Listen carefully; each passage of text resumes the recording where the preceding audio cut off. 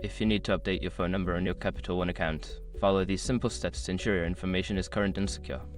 Step 1. Log into your account. Visit the Capital One website or open the mobile app. Enter your username and password to access your account. Step 2. Navigate to Account Settings. Once logged in, look for the Account Settings or Profile section. This is usually found in a menu or under your account overview.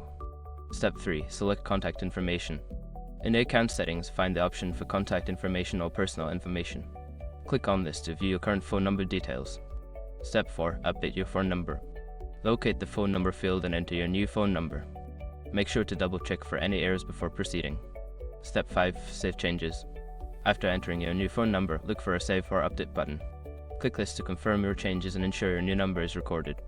Once you've completed these steps, your phone number will be updated on your Capital One account.